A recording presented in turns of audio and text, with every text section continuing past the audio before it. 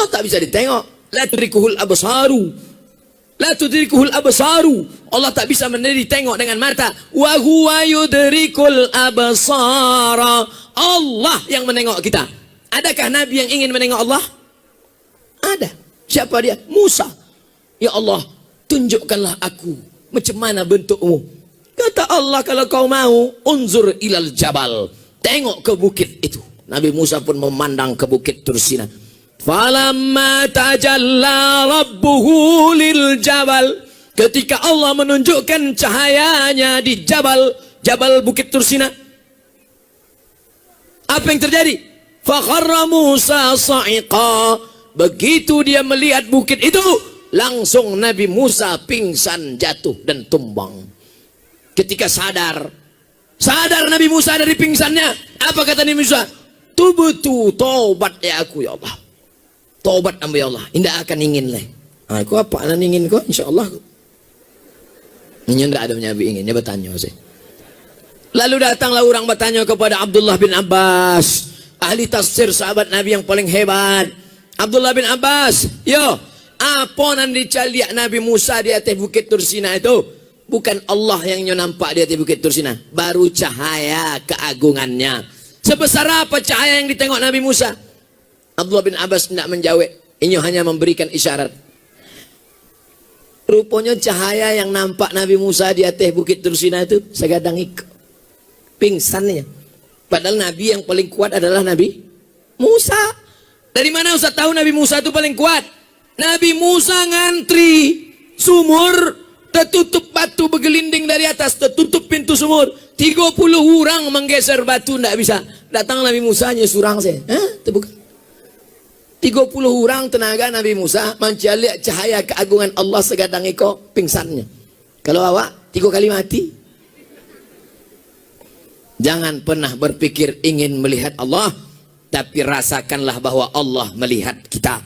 Kalau ada tuan guru mengaku-ngaku memandang Allah Ta'ala, ambolah ambo pejam mata, ambolah putih makrifat. Kalau nampak Allah, nampak ambo Allah, antuk kan kepalanya ke tiang. Lapor ke Pak Kapolres Kapolsek, penistaan agama, penodaan agama, ada pasalnya. Siapa yang mengaku melihat Allah Subhanahu wa Ta'ala? Karena apa? Ulama tasawuf setinggi apapun kajinya, tengok si Abdul Wahab Sya'rani dalam kitab Tanbihul Mukhtarin, idza ra'aita rajul, kalau kau tengok ada orang mengaku wali Allah, yatiru fil hawa, terbang di atas awan, yamsi 'alal ma, berjalan di atas air, la ta'tar, jangan tertipu. Walaupun terbang di atas awan, walaupun berjalan di atas air, la ta'tar, jangan tertipu. Tapi pandanglah bagaimana istiqomahnya dalam beribadah. Iko ndak sembayang mengaku mencari Allah. Tuan guru ndak sembayang. Ambo sembayang di Masjidil Haram. Ustaz Somad sembayang. Ustaz Somad tuh Ustaz syariat tuh, itu hakikat tuh. Lah putri gaji kan. Bukan di situ memandangnya, tapi tengoklah. Makanya pesantren ini ingin menyelamatkan orang jatuh dari perbuatan bid'ah, khayal, ilustrasi, halusinasi. Tapi diselamatkan dia dengan berpegang kepada Quran dan Sunnah. Taraktu fikum amra ini, kutinggalkan pada kamu tak banyak, 2 perkara saja. Intamasaktum bihima, kalau kamu pegang yang 2 ini, lan tadillu abada, tak akan sesat untuk selamanya. Kitab Allah Al-Quran dan Sunnah Rasulullah Sallallahu Alaihi Wasallam. Abu Bakar tidak menengok Allah, Umar tak menengok Allah, Ali tak menengok Allah. Tiba-tiba ada orang sekarang mengaku menengok Allah, laporkan ke Kapolres, penistaan agama, aliran sesat, masukkan ke penjara, baru dia tahu.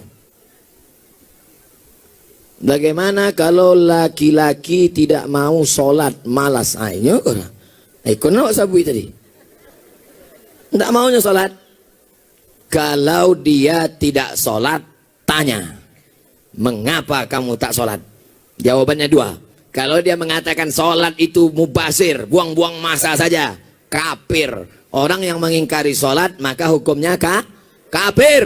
Tapi kalau dia mengatakan saya tahu sholat ini wajib, saya tahu sholat ini wajib, mengapa tak sholat?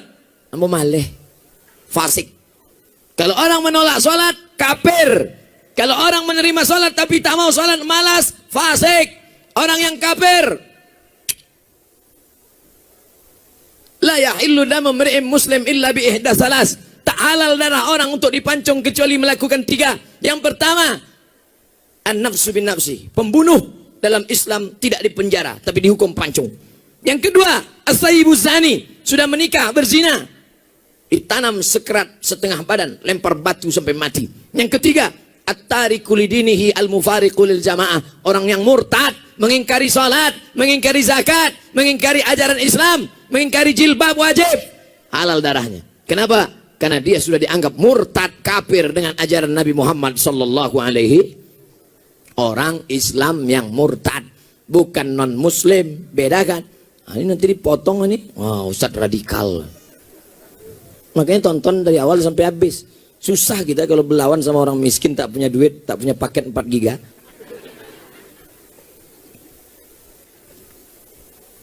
Saya sudah menikah 4 tahun. Alhamdulillah istri sudah 3. Hamil 3 bulan. Namun 1 bulan terakhir ini istri sering sakit perut. Sehingga saya tidak tega melihatnya. Lalu saya sampaikan kepada istri, jika kamu tak kuat, gugurkanlah. Berdosakah saya menyampaikan kalimat tersebut, Pak Ustadz? La taqfu ma laysa laka bihi ilmun. Jangan kau bicara kalau kau tak punya ilmu. Ini suami tak punya ilmu. Yang punya ilmu tentang perut istrinya ini adalah SPOG, spesialis obgyn, spesialis kandungan. Maka pergilah ke Payakumbuh, datangi spesialis kandungan, diperiksalah perut istri tadi. Pas diperiksa, ada masalah tak dengan janinnya? Kata dokter SPOG, masalah bukan janinnya, terus jariang. Betapa kau sudah salah, suami. Itulah makanya kata Allah, la taqfu ma laysa laka bihi ilmun. Jangan engkau mengeluarkan hukum yang kau tak tahu, karena itu bukan bidangmu. Serahkan kepada ahlinya. Idza wusidal amru ila ghairi ahlihi. Kalau diserahkan suatu perkara tidak pada ahlinya, fantaziris sa'ah, tunggulah kehancuran. Apa yang hancur? Janin anak di dalam hancur gara-gara suami yang tak paham. Hati-hati perempuan. Yang sakit perut tanya suami. Suami itu membawa ke dokter, dokter memeriksa di USG. USG cali rupanya randang 3 piring. Itulah sakit.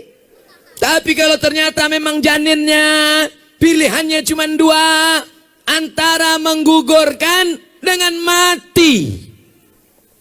Bapak, pilihannya 2, Pak. Ini anaknya mesti diaborsi, gugurkan, atau istrinya mati. Bapak pilih mana? Biasa mati saya, Pak Dokter. Pilih mana? Kalau masuk awak ke hutan, makanan indah ado, pilihannya cuma 2, mati atau makan babi. Pilih mana? Pilih makan babi. Tidak boleh awak pilih mati. Kamu mati saya, Pak Ustaz. Jangan, coba babi kos kentek lo. Untuk menyambungi duit saya.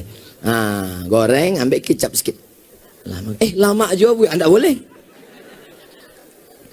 Dalilnya apa?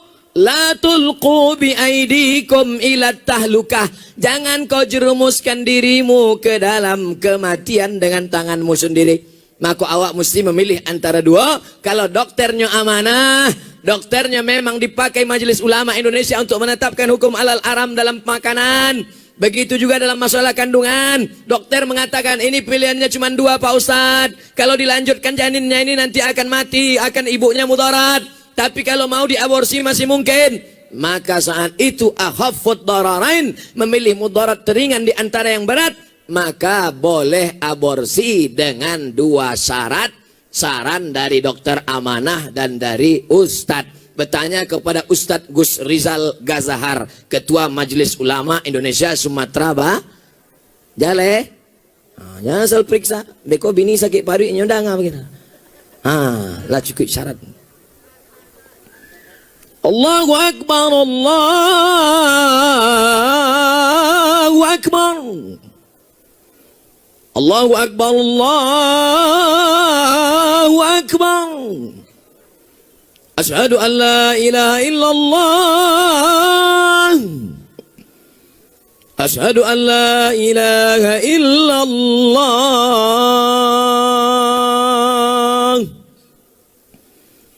Asyhadu anna Muhammadar Rasulullah. Asyhadu anna Muhammadar Rasulullah.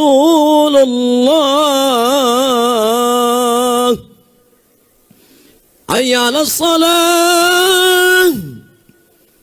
Hayya 'alas salah.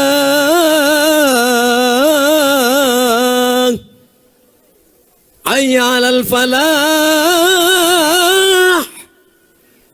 Hayya 'alal falah.